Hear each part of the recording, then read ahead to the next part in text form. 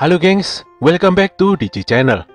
Kali ini kita akan kembali melanjutkan alur cerita anime Mushoku Tensei yang telah kita bahas bagian satunya beberapa waktu yang lalu. Sebelum memasuki isi cerita, seperti biasa buat kalian yang baru saja menemukan channel ini, silahkan untuk subscribe dulu ya. Jangan lupa pula menyalakan notifikasinya, supaya kami semakin semangat untuk menghadirkan konten-konten menarik buat kalian. Oke gengs, inilah Mushoku Tensei bagian kedua.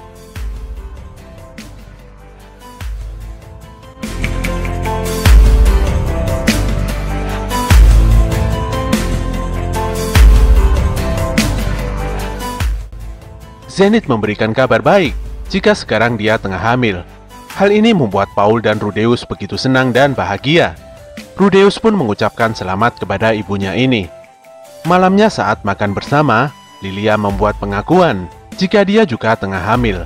Semua mata pun langsung tertuju pada Paul, dan dengan rasa bersalah, Paul mengatakan jika itu mungkin adalah anaknya.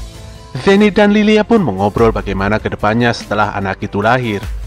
Lilia mengungkapkan jika setelah membantu persalinan Zenith, dia akan pergi ke kampung halamannya. Zenith yang ragu tidak bisa memberikan solusi apapun untuk permasalahan ini. Pada akhirnya, Rudeus pun memutuskan untuk membantu. Namun khusus untuk masalah kali ini, Rudeus menyalahkan Paul, meskipun Paul sendiri sebenarnya tidak salah sepenuhnya. Rudeus juga menanyakan mengapa Lilia jadi menderita karena kesalahan Paul. Selain itu, bayi yang dikandung Zenith dan Lilia nantinya akan menjadi adiknya juga. Rudeus sebenarnya tidak ingin berpisah dengan Lilia. Sang ibu pun pada akhirnya luluh oleh permohonan Rudeus dan menganggap Lilia sebagai bagian dari keluarganya ini sekarang. Zenith bahkan tidak akan memaafkan Lilia jika dia memaksakan dirinya pergi dari rumah ini. Hal ini pun membuat Lilia menangis terharu. Esoknya, Lilia sedikit kepikiran mengapa dia diselamatkan oleh Rudeus. Sebenarnya kehamilan ini adalah murni dari kesalahannya sendiri, karena dia telah merayu Paul. Dia mengakui kesalahannya, dan sebenarnya dirinya lah yang layak dihukum karena hal ini.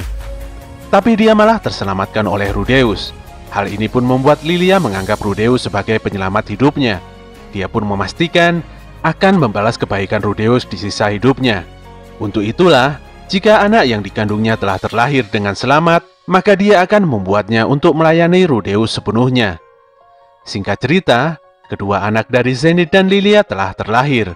Kedua anak ini juga nampak seperti anak kembar. Ketika Rudeus berlatih pedang bersama Paul, tiba-tiba saja Paul menyinggung tentang sekolah. Seharusnya anak seusia Rudeus saat ini harus pergi ke sekolah. Namun Paul malah mengatakan jika Rudeus tidak perlu sekolah karena dia sudah bisa membaca dan aritmatika.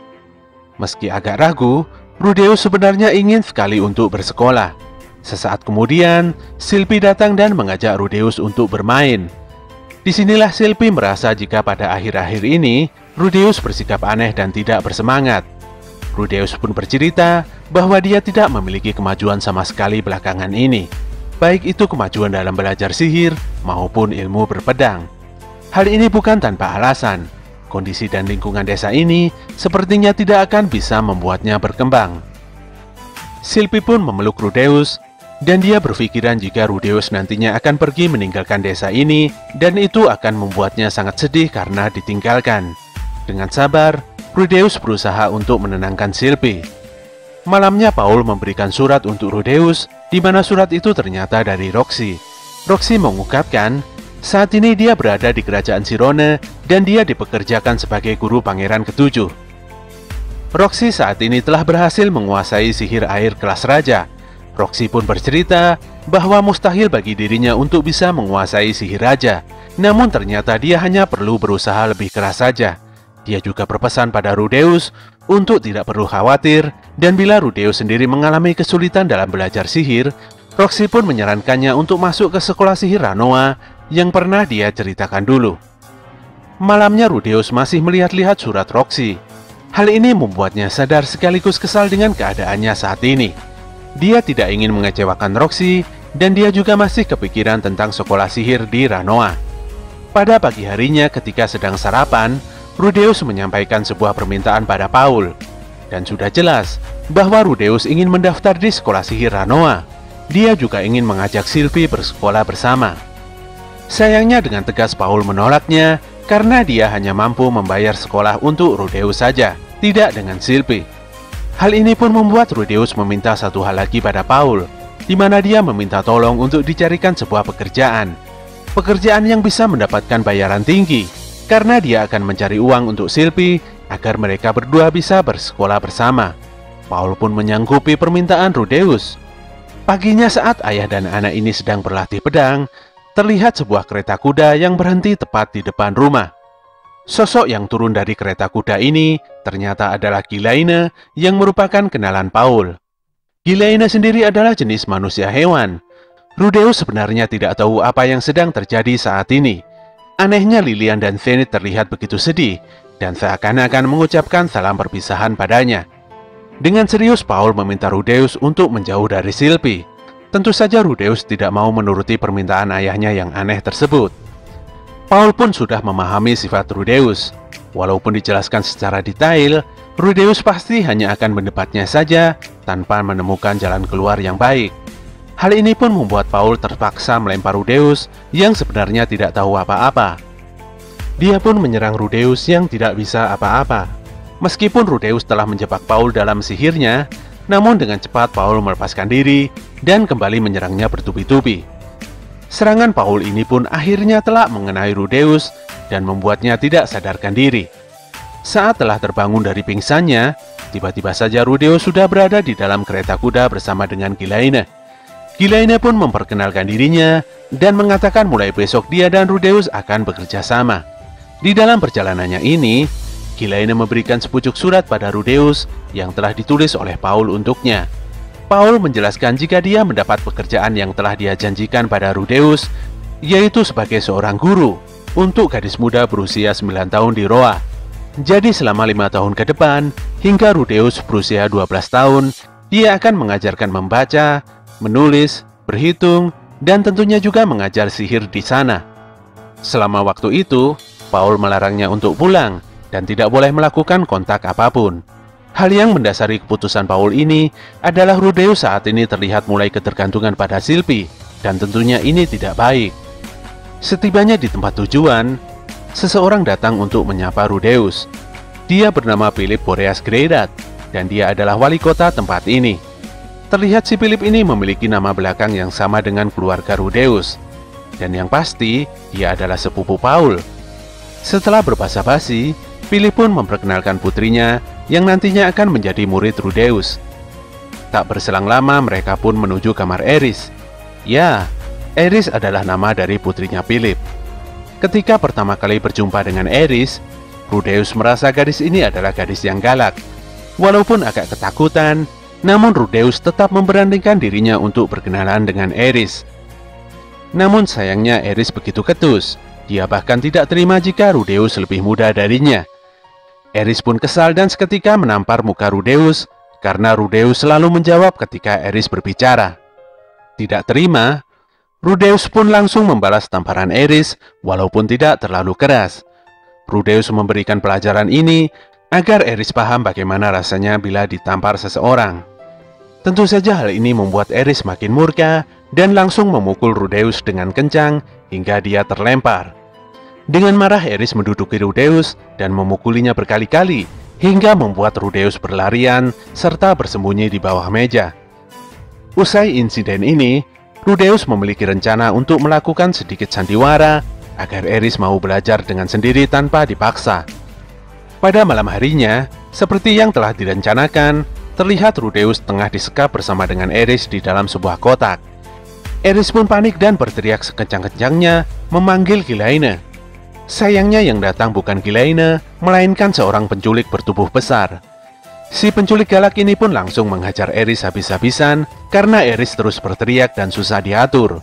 Melihat Eris yang kesakitan, membuat Rudeus tergerak untuk menolong dengan mengobati lukanya walaupun hanya sedikit. Di sini si Rudeus berencana untuk kabur dan membawa Eris ikut dengannya. Eris pun menolak karena sudah sifatnya yang memang angkuh dan tidak ingin ditolong, apalagi ditolong oleh Rudeus. Namun pada akhirnya, dia pun mengikuti rencana Rudeus. Mereka berdua kabur dengan cara menyelinap dan memasuki kereta kuda milik seseorang. Tidak berselang lama, Mereka telah berhasil tiba di Roa. Fakta ini pun membuat Rudeus yakin bahwa mereka sudah aman dari para penculik. Dalam perjalanannya kembali, mereka berjumpa dengan seorang pegawai yang selalu bekerja bersama dengan Philip. Ketika Rudeus menghampiri pria tersebut, dengan cepat, para penculik tadi telah menangkap dan menculik Eris kembali. Hal ini pun membuat Rudeus terpaksa mengejar dan menghentikan para penculik ini dengan sihir yang dimilikinya. Dia menggunakan sihir dengan memanfaatkan elemen tanah dan membuat dinding pemisah hingga membuat para penculik ini tidak bisa kabur. Dan sesuatu yang buruk pun terjadi. Tanpa disangka, Pak pegawai tadi itu ternyata telah bersekongkol dengan para penculik. Singkatnya, sandiwara yang telah direncanakan oleh Rudeus yang semula untuk memberikan efek jera pada Eris kini telah berubah menjadi kenyataan. Para penculik yang telah melihat kehebatan sihir Rudeus tanpa berdosa mengajaknya untuk bergabung dengan kelompoknya. Jika Rudeus mau bergabung dengan para penculik ini, maka dia akan mendapatkan imbalan 100 keping emas. Awalnya Rudeus sedikit tergiur dengan imbalan luar biasa tersebut karena dia juga membutuhkan uang untuk biaya masuk sekolah. Namun tidak demikian. Rudeus yang sedari tadi memegang sihir api di tangannya dengan cepat melemparkan api tersebut ke langit dan membuatnya meledak seperti letupan kembang api. Melihat hal tersebut, membuat Eris agak terkesima dengan tindakan keren Rudeus. Setelah itu, Rudeus berlari dan mulai menyerang para penculik tersebut menggunakan sihirnya, serta mencoba untuk menyelamatkan Eris dari genggaman para penculik. Berbagai serangan dia hindari, dan sesekali melakukan serangan kembali dengan bola apinya. Sayangnya serangan ini dengan mudah ditangkis, bahkan si penculik ini malah melemparkan pedangnya ke udara untuk menghabisi Rudeus. Untungnya dengan cepat Gilaine datang dan menghancurkan pedang yang menuju ke arah Rudeus tersebut. Dengan sekali tebasan saja, Gilaine berhasil mengalahkan para penculik ini. Sebenarnya Gilaine tidak tahu keberadaan Rudeus dan Eris, namun dia melihat sebuah ledakan di langit yang dibuat oleh Rudeus. Jadi dia bergegas datang untuk menghampirinya. Setelah sampai di kediaman Eris, Philip keluar dan sangat mengkhawatirkan kondisi Eris. Si pegawai yang telah tertangkap basah telah menjadi tersangka dan dalang dari semua kejahatan ini. Bodohnya, dia masih saja mengelak dan tidak ingin disalahkan. Disinilah Rudeus merasa dirinya telah gagal karena pada akhirnya tidak bisa melindungi Eris dan memutuskan untuk pergi. Namun saat itu Eris menghentikannya. Eris pun memberitahu Rudeus bahwa dia telah memberinya izin khusus untuk memanggilnya dengan namanya langsung. Dengan kata lain, Eris menerima Rudeus sepenuhnya untuk dapat bekerja di sini, meskipun Eris tidak menjawab dan hanya memberikan isyarat dengan sifat angkuhnya. Paginya Philip dan Rudeus terlihat sedang bercakap-cakap. Philip berharap agar Rudeus mengerti jika Gilaine lah yang menangani kasus penculikan ini. Hal ini dikarenakan jika nama Rudeus yang muncul, maka akan berdampak buruk bagi Greirat. Tak lama kemudian, muncullah Hilda yang merupakan istri Philip dan disusul dengan ayah Philip yang sekaligus kakeknya Eris yang bernama Sauros Boreas Greirat. Dilihat dari sikapnya yang angkuh dan sombong, terlihat Eris memiliki sifat tersebut karena meniru si kakek ini. Si kakek pun mempunyai sebuah permintaan pada Rudeus untuk mengajarkan sihir pada Eris. 1 bulan pun telah berlalu dan kini Rudeus telah menjadi guru Eris. Sayangnya Eris susah untuk diajari dan sering kucing-kucingan dengan Rudeus. Ketika Rudeus mencoba menangkapnya, dia malah memukulnya dan lari kembali. Si Eris selalu bersikap demikian ketika pelajaran membaca, menulis, dan matematika. Anehnya, si Eris sangat bersemangat jika Rudeus memberikan pelajaran tentang ilmu sihir. Karena sudah capek, Rudeus pun meminta bantuan Gilaine, karena menurutnya Gilaine pasti tahu suatu cara untuk mengatasi Eris. Di saat pelajaran menulis dan matematika berlangsung, Eris pun merasa bosan dan malas untuk melanjutkan. Saat itulah Gilaine bercerita tentang masa lalunya. Dia menceritakan kisahnya ketika sedang berpetualang. Dulu Gilaine berpikir hanya pedanglah yang dia butuhkan. Kisah menarik ini pun membuat Eris begitu bersemangat dan ingin mendengarkannya.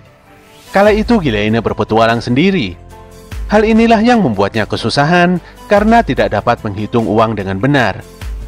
Karena hal inilah, dia pernah sampai 10 hari tanpa makan dan minum. Itulah sebabnya Gilaine ingin belajar matematika dan bisa mengandalkan Rudeus. Mendengar cerita ini membuat Eris bersemangat untuk belajar kembali.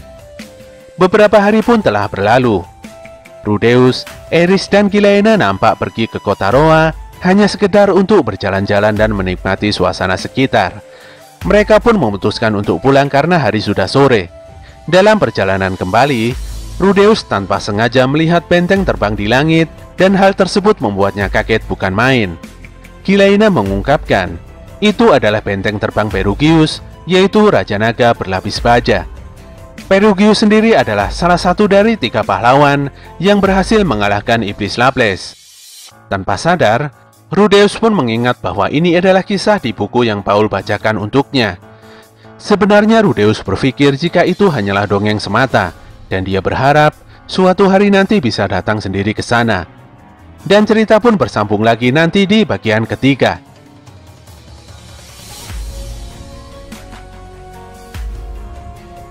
Oke gengs, cukup sekian dulu ceritanya. Semoga kalian semuanya suka. Kritik dan saran kalian akan selalu kami tunggu demi kebaikan channel ini. Dukung kami terus untuk semangat berkarya dengan klik tombol like, komen, dan subscribe.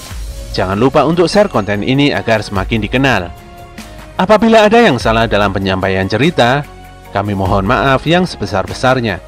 Tetap semangat dan sampai jumpa kembali di konten kami selanjutnya.